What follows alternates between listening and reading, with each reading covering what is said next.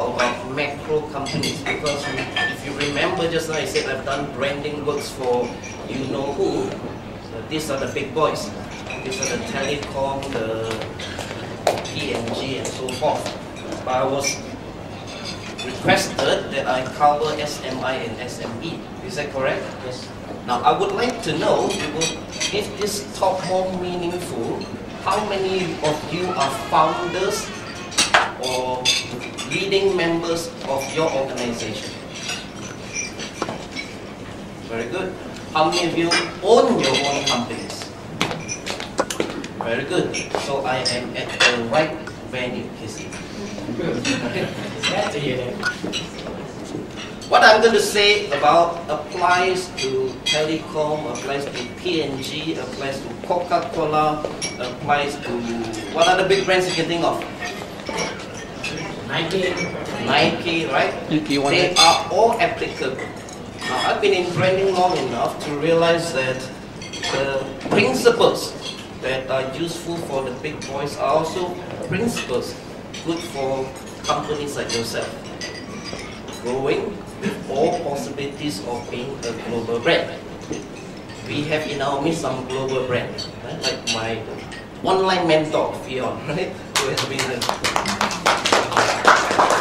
who started out like most of us, but has been a global brand many years ago. So I am very sure the 45 to 50 minutes would be probably some of the best 50 minutes of your time.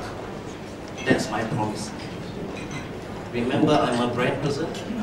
I always make great promises. But if I don't deliver, let me go back the outdoor. But I will deliver. Now, a corporate brand is a live brand or a dead brand? How? A corporate brand is dead. Why is that so? It has no emotion. It has no emotion. No relationship. Right. Give me an example of a brand. Brand's instead of chicken. Coca-Cola. But I was requested to come down to SMI, SME, Coca-Cola. Give me one SMI, SME brand.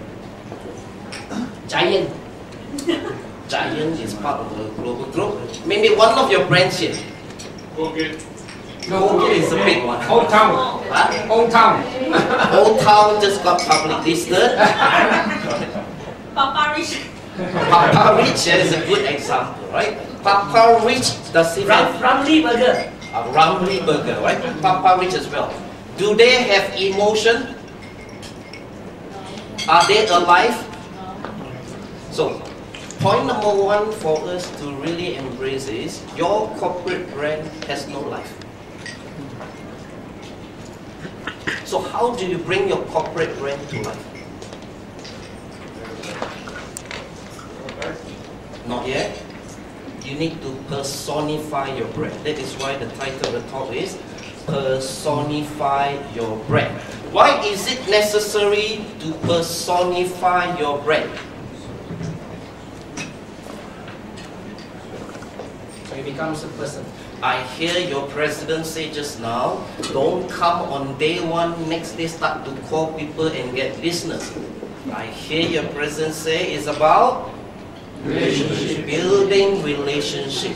Now how do we build relationship? That will come later. But first things first, build relationship through emotional bonding, right? Of course, networking is part of the emotional bonding. I had a conversation with a few of you guests just now. Many people network the wrong way, as our president said. They come and take, the next day they call you, it's about self, right? So, the talk that we are talking today is not about self. It's about building rapport.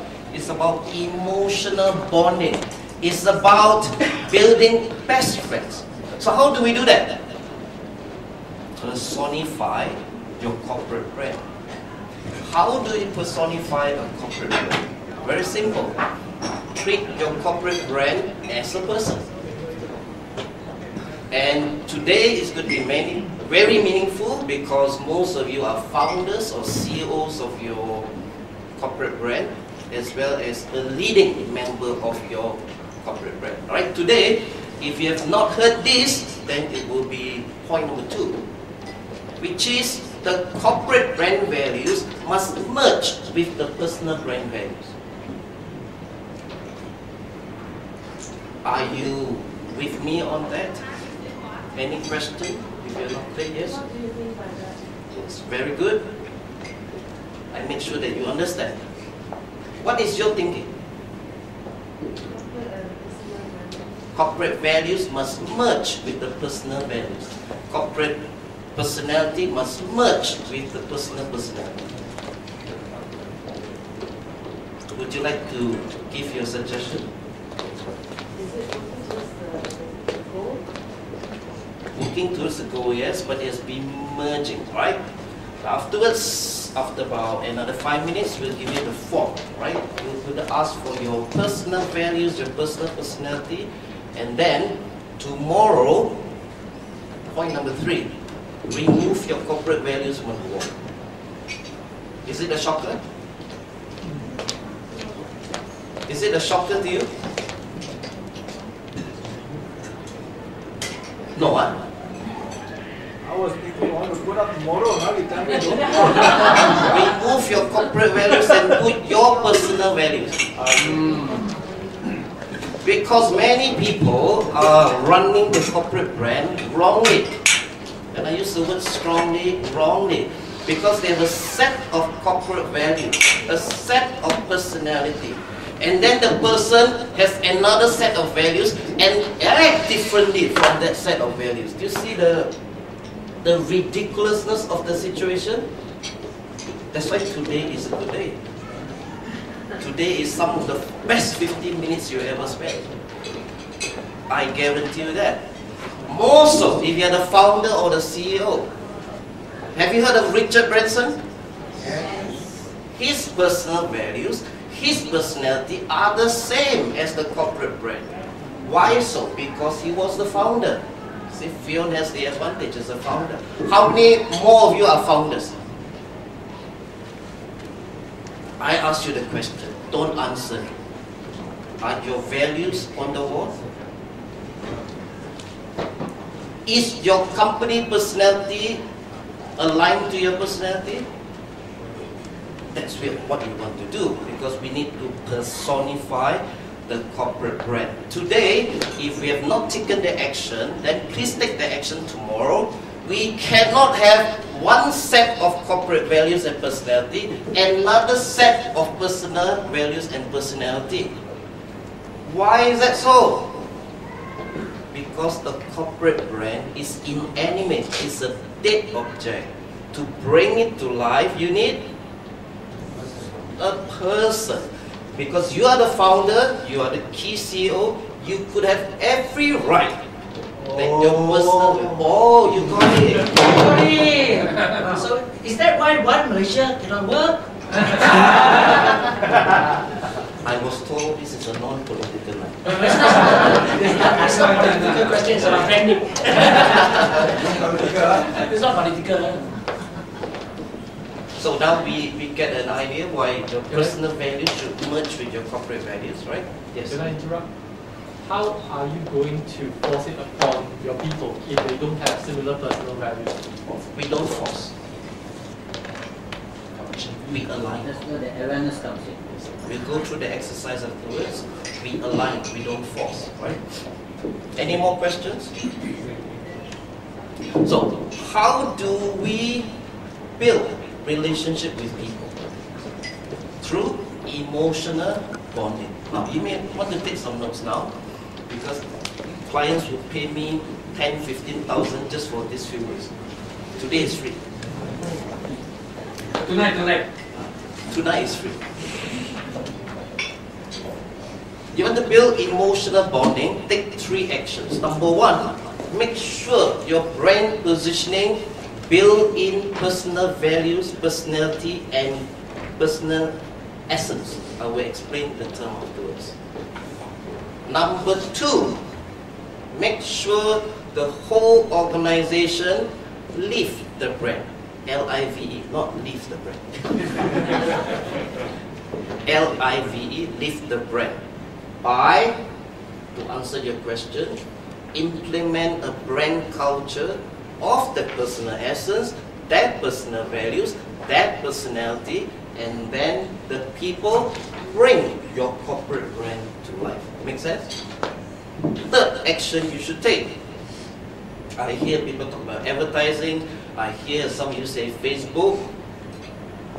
True and not true. Many people use Facebook advertising for the wrong reason.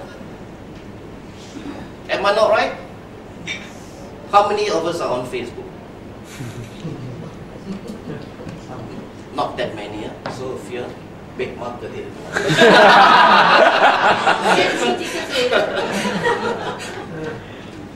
Those who are on Facebook, those who are not barriers. How many of you raise your hand? Those who are on Facebook. How many of you honestly get irritated by some of the behavior of your friends? Many, is it? Okay, let's put your hands down. The rest, you could answer this question. How many of you get irritated by the advertising you see out there? Or you don't read the papers at all? Or you don't like the advertising? Or you think they are not speaking to you? Or you think they are not reaching out to you? Or they are not warm? How many of you think a lot of advertising is bad advertising? Bad, right? Because it's not reaching out to you, right? So, third action you want to put down is part of consulting. Tonight up to 12 o'clock sleep. Practice emotional branding. Right? We'll get clearer to that after we do that exercise. Right? Any more questions? Because we're going to go to that exercise shortly. Right? We brought enough forms, so Steven, please give them.